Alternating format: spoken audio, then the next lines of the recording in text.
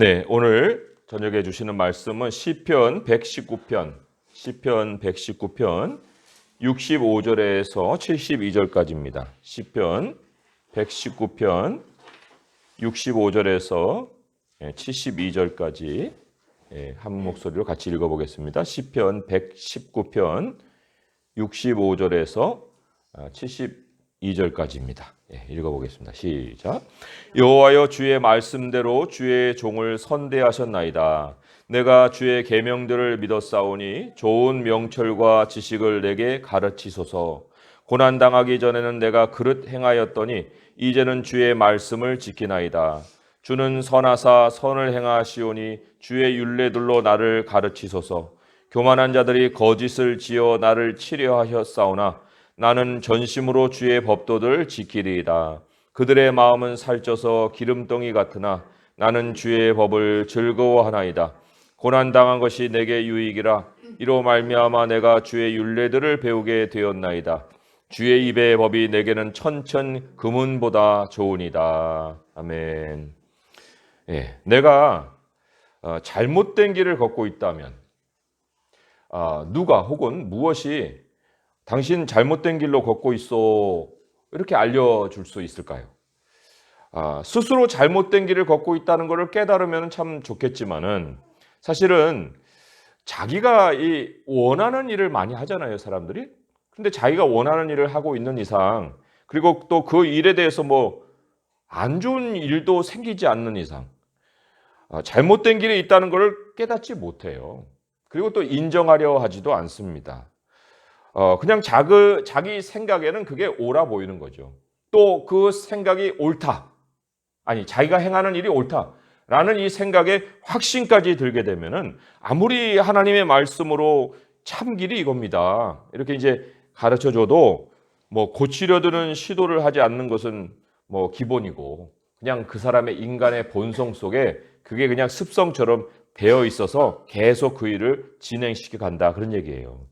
이 잘못된 것을 성경에서는 거짓이라는 말로 우리에게 가르칩니다. 거짓이라는 개념이 바로 이 잘못된 것이다, 이런 얘기인데, 이 잘못된 것을 걷는다는 건 그렇기 때문에 자기도 속이고 또 누구에게 속고 있는 것이다, 이렇게 우리가 결론을 내릴 수가 있습니다.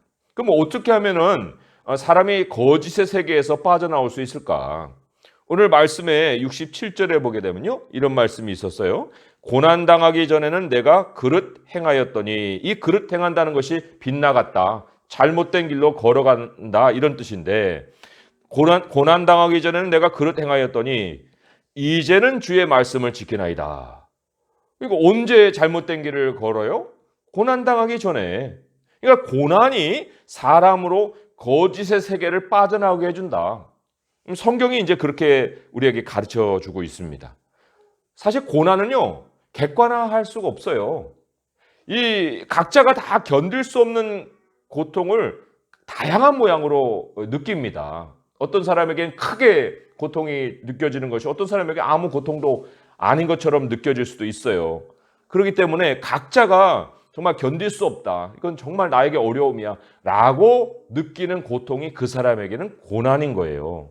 어떤 사람에겐 그것이 이제 육체로 찾아옵니다. 어떤 사람에게 그게 마음으로 찾아옵니다. 제3자에게는 아무 문제도 아닌 건데 그 사람에게는 엄청난 고통으로 느껴질 수 있는 거예요. 이러한 고통을 당하기 전까지는 사람이 그릇 행할 수가 있다, 이렇게 지금 성경은 가르쳐주고 있습니다. 근데 이 시편 기자가 그러면 무슨 고난을 당했을까? 이 시편 기자의 그 경험을 여기에 이제 소개를 해주고 있는데 69절에 보니까 이런 고통을 겪었어요. 교만한 자들이 거짓을 지어 나를 치려했다. 이게 치려했는데 안 했다가 아니고 치려해서 그렇게 거짓의 비방을 받았다, 이런 뜻입니다. 그러니까 나에 대해서 아닌 사실, 나에게 없는 사실, 그거를 지어내요. 그리고는 그것을 가지고 사람들에게 퍼뜨립니다. 그러니까 그게 중상이고 모략이고 비방이잖아요. 그러니까 사람이 궁지에 몰리게 돼 있어요. 사람이 양심이 있다면 어떻게 이런 일을 할 수 있지? 어떻게 이렇게 이유 없이 무고한 사람을 괴롭힐 수 있을까? 그렇게 생각을 할 수가 있을 것 같은데 사실인즉 말이죠. 이 사람이 양심이 있다면 이라는 이 전제를 깔고서 내가 살고 있었던 그 삶 자체가 얼마나 잘못된 것인가 하는 게 이 고난이 가르쳐주는 교훈이라는 거예요. 우리는 사람들이 양심이 있을 것 같아요. 근데 오늘 70절에 보니까 그 일들을 꾸며낸 사람들의 마음을 이렇게 고발하고 있습니다. 그들의 마음은 살쪄서 기름덩이 같다. 기름덩이 같다는 거는 아예 그냥 그 양심이 기름으로 뒤덮여 있어갖고 밖에서 아무리 찔러봐야 찔리지도 않고 느낌도 없다는 거예요. 양심에 가책이 없는 부류의 사람들이 있다. 그 사람들이 바로 이 69절에 교만한 자들이라 이렇게 소개가 되고 있는데 우리가 이제 교만한 사람들을 보면은 아유 태도가 오만하고 말이 건방진 사람들을 일컫는 거 아니겠습니까? 이렇게 우리가 생각하겠지만 사실 성경이 고발하고 있는 교만한 자들은 하나님이 없는 자들이에요.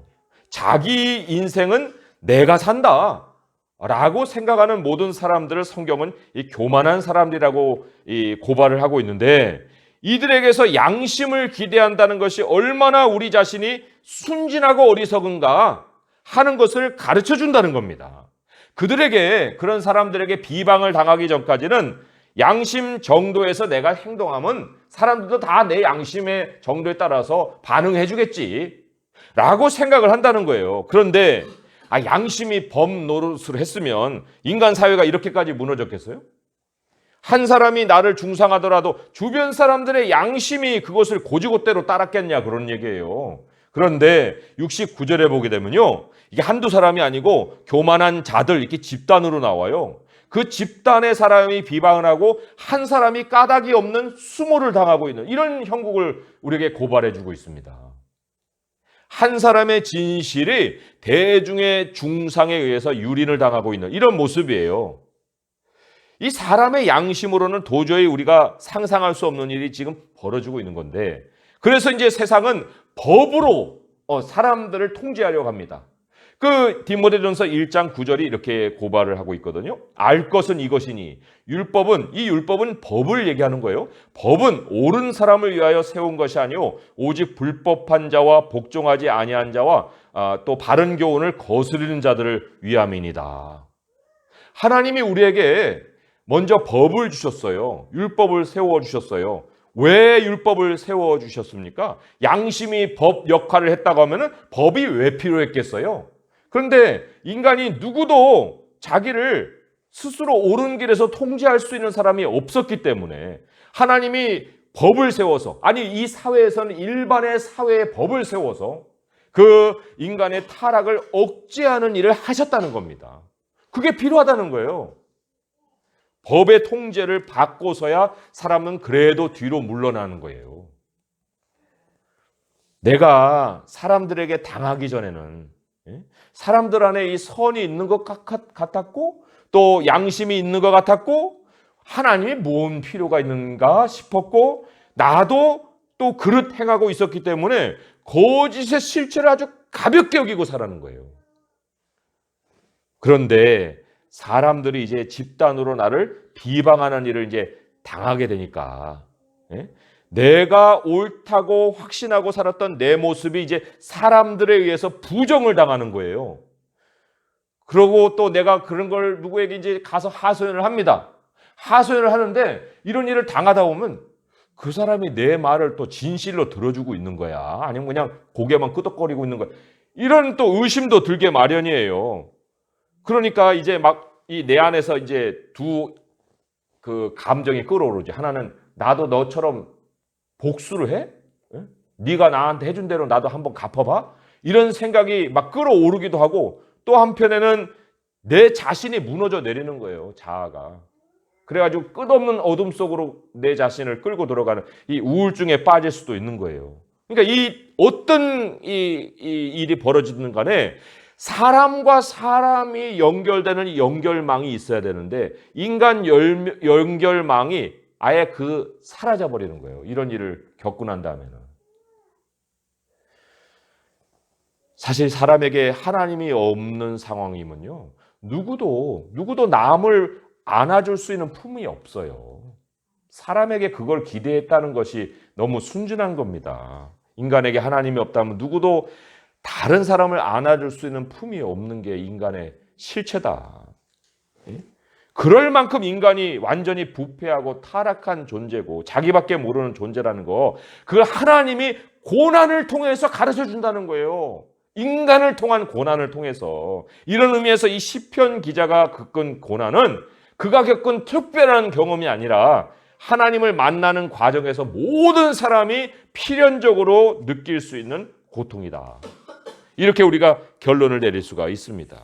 우리 그리스도인들이 다른 사람들을 사랑한다 하지요. 그런데 그 사람이 정말 사랑스러워서 그렇게 사랑을 할까요? 한번 우리 자신을 한번 돌아보세요. 그 사람이 정말 사랑스러워서 그 사람을 사랑한다고 말을 합니까? 그 사람이 정말 행동이 양심적이고 진실해서 우리가 그 사람이 정말 그 사람을 사랑한다고 얘기를 할까요? 그러지 않아요. 우리의 과거의 경험이 무엇을 얘기해 줬느냐? 우리가 서로를 사랑하지 않으면 이 세상에서는 그 사람을 진정으로 사랑해 줄 그 사람이 없다는 걸 우리가 알고 있기 때문에 그런 거예요.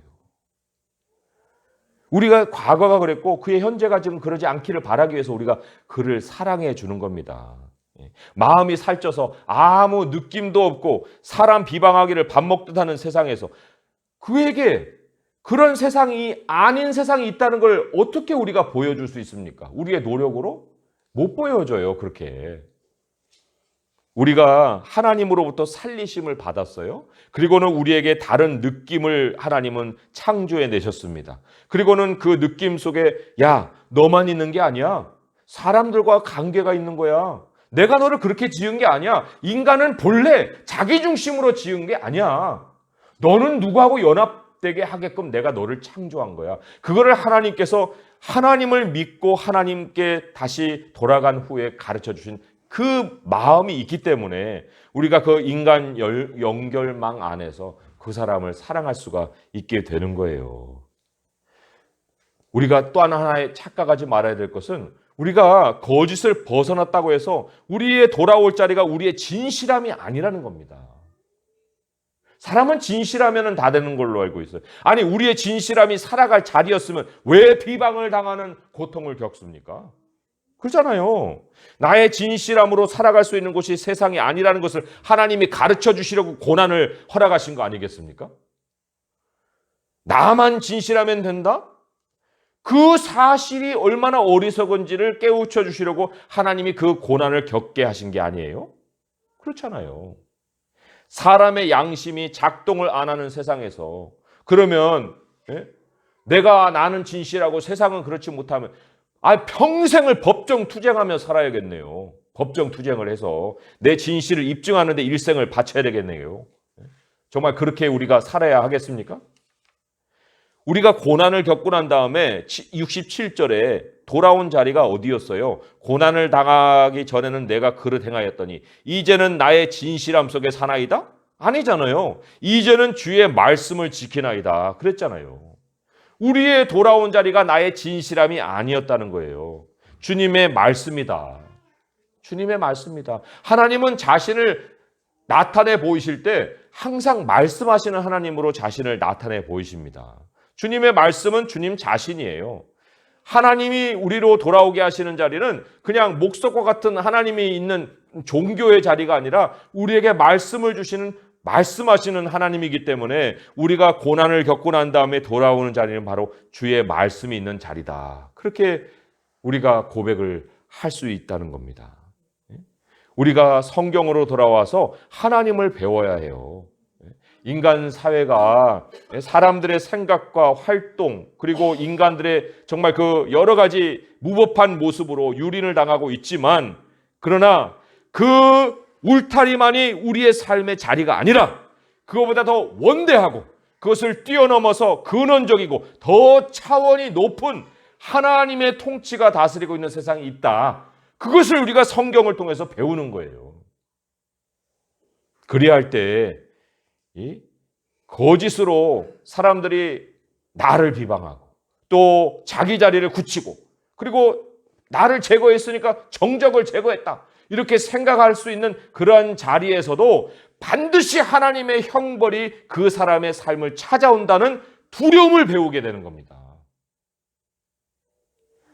거짓으로 어떤 서류를 꾸며가지고 대출을 받아서 뭔가를 이뤄냈고 또 100원을 120원으로 속여서 이익을 부풀리고 그래가지고 그 재산을 모아서 아무리 자녀에게 물려준다 한들 결국은 하나님이 모든 것을 보고 계시고 그리고는 그 사람뿐만 아니라 그 집안에까지도 재앙이 덮치게 하신다는 아는 것, 배우는 것, 그것이 바로 하나님이 우리에게 가르쳐 주시는 말씀이에요. 그 세상입니다. 그 세상이 있다는 거예요. 사람의 생각이 마지막 결론이 아니고 사람들의 거짓에 의한 승리가 마지막 승리의 자리가 아니라는 것을 주님의 말씀이 우리에게 계속해서 가르치신다는 겁니다. 그러니까 주님의 말씀을 배우고 지킨다는 건요, 잠시 윤리적인 삶을 좀 개선시킨다. 그런 정도가 아니라는 겁니다. 이게 내 생명을 지키는 일이고 내 가정을 지키는 일이에요.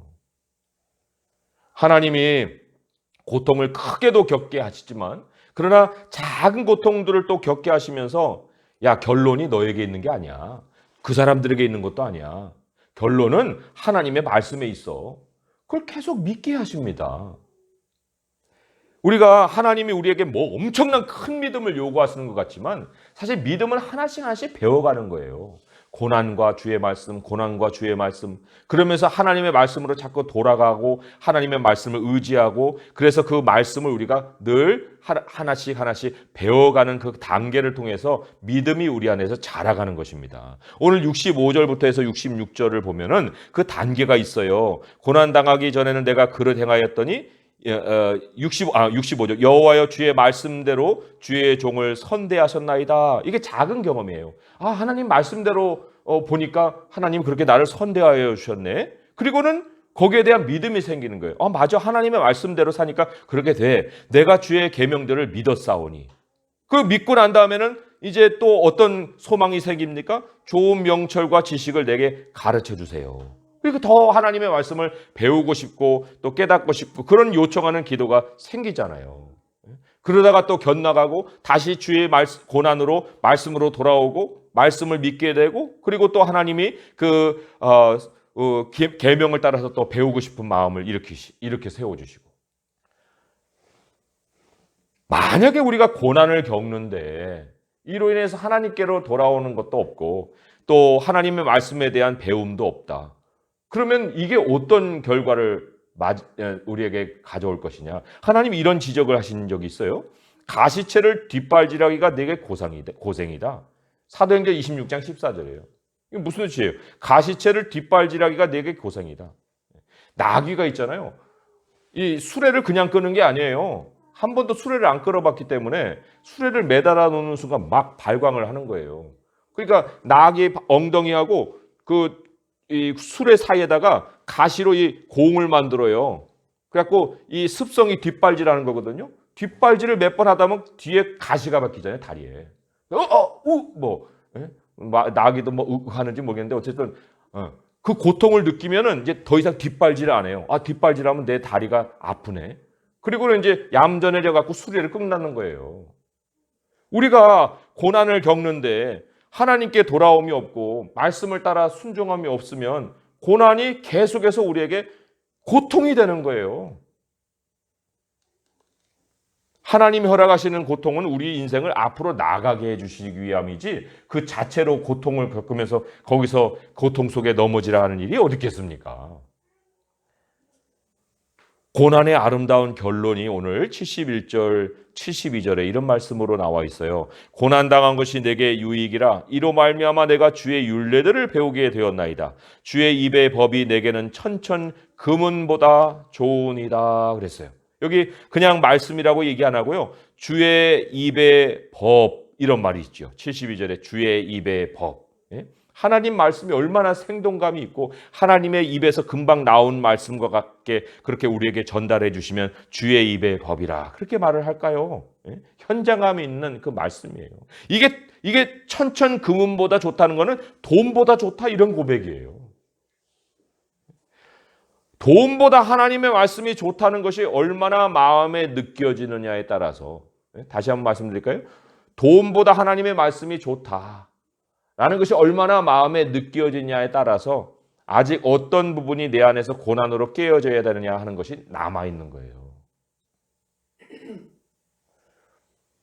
그러나 하나님의 결론은 언제나 하나님의 말씀대로 이루어지기 때문에 돈을 쫓으면 돈으로 고난받다가 인생이 돈이 아니다. 인생은 돈이 아니네. 하는 결론에 도달하고 정말 계속해서 도달할 때까지는 고통을 당하지만 결국은 72절까지 고백하게 72절처럼 고백하게 되어 있어요. 주의 입의 법이 내게는 천천 금은보다 좋으니다. 근데 이 고백으로 돌아오기까지 고난을 고난으로 여기지 않고 교훈을 교훈으로 배우지 못하면 끝내는 이 결론으로 도달할 건데, 그런데 고통을 당한다는 거예요. 돈은 우리가 옳다고 생각하고 살고 있는 잘못된 영역 중에 가장 대표적인 것입니다. 목사님 바빠요. 돈 벌고 살아야 돼요. 먹고 살아야 돼요. 그러고 신앙을 가져야지 뭐 먹고 살지도 못하는데 신앙이 무슨 밥 먹여줍니까? 그런 생각을 가지고 자기는 옳다고 열심히 뭐 24시간을 투자해서 돈을 벌겠지만 결국은 그것이 옳지 않기 때문에 거기에서 당하는 여러 가지 고통이 자기를 괴롭힐 수 있다는 겁니다. 오늘 65절의 말씀처럼 여호와여 주의 말씀대로 주의 종을 선대하셨나이다 그랬잖아요. 그러니까 하나님의 말씀을 믿고 살면은 하나님의 말씀대로 하나님 우리를 선대해 주신다는 거예요. 인생을 잘 살아보려고 이런저런 계획을 세워보지만 인간의 거짓말이라는 장애물에 반드시 부딪히게 되어 있습니다. 그리고는 거짓의 모함을 받고 자초되는 인생들이 한둘이 아니에요. 오직 주님이 우리의 울타리가 되시고 인도자가 되실 때라만이 거짓이라는 장애물을 이길 수 있게 되는 거예요. 매일매일 주의 말씀 배우기를 즐거워하고 주님한테 주님 좋은 명철과 지식을 가르쳐 주세요. 내 머리는 어리석어요. 내 생각대로 해서는 안 됩니다. 하나님 좋은 명철과 지식을 가르쳐 주세요. 이렇게 기도를 해야 합니다. 성경이 주의 입에 법이 되어서 나의 길을 생동력 있게 인도해 가시기까지 하나님이 내 앞에서 정말 나에게 말씀해 주시는 것을 내가 정말 현장감 있게 느끼기까지 하나님의 말씀과 교제하는 우리들의 삶이 있어야 하는 거예요. 어떤 고난이 와도 그것이 정말 나의 막힌 생각을 열어주시는 하나님의 손길인 줄 알고 우리 주님의 말씀을 가까이 할 수 있어야 됩니다. 고난 후에는 반드시 유익이 기다리고 있다는 이 결론을 향해서 주님을 의지하고 하나님을 믿고 또 하루하루를 살아갈 수 있길 바랍니다. 모든 성도들의 삶에 우리 하나님의 말씀을 믿고 사는 것이 사람의 거짓을 이겨주시는 은혜의 체험, 그런 체험이 넘칠 수 있기를 주님의 이름으로 축원드립니다. 기도하겠습니다. 하나님 아버지, 거짓이 우리의 생활의 곳곳에서 있습니다. 하나님, 사람들이 진실을 얘기하는 것 같아도 그 안에는 온전한 진실이 없고 다 자기 유익을 위한 말들이 또한 난무한 세상을 살고 있습니다. 아버지 하나님, 우리를 거짓에서 지켜주실 분은 바로 하나님 말씀 하나밖에 없습니다. 우리 주님이 고난을 허락하시는 것도 우리들의 그러한 순진하고 어리석은 생각을 깨 부숴주시고 또 하나님의 말씀만이 진리라는 것을 알려주시기 위해서 우리 하나님은 우리가 어려움에도 처하게 하십니다. 그러나 주님, 우리가 늘 아버지의 말씀으로 돌아오면 주님이 믿음을 더하여 주시고 선대하여 주시고 또 하나님께서 더욱더욱 또한 아버지 하나님이 복으로 남겨놓으신 그 삶의 영역으로 옮겨주십니다. 하나님 아버지, 이제 주의 말씀을 더 가까이 하길 원합니다. 주의 말씀을 배우길 원합니다. 우리에게 정말 좋은 명철과 지식을 가르쳐 주옵소서. 우리들의 마음의 생각을 다 주님께서 씻어내 주시고 하나님의 생각으로 채워주셔서 이제는 사람들을 정말 우리가 믿지 못할 사람으로 대하는 것이 아니라 이제 거짓이 현실인 것을 알고 그들이 그 거짓에서 벗어날 수 있는 다른 삶의 모습이 있다는 것을 우리로 볼 수 있게 하기 위해서도 우리가 하나님 사랑을 가지고 그들에게 나가서 사랑을 베풀고 또 그들의 유익을 위해서 우리가 기도하고 그들의 삶에 정말 그 부족한 모습들을 우리들의 여분을 가지고 채워줄 수 있는 모습이 될 수 있게 도와주옵소서. 우리가 인간을 의지하고 돈을 의지했던 모든 생각은 다 내버리게 하시고 오직 하나님 한 분을 소망 삼고 살아갈 수 있게 도와주시옵소서. 예수님의 이름으로 감사하며 기도합니다. 아멘.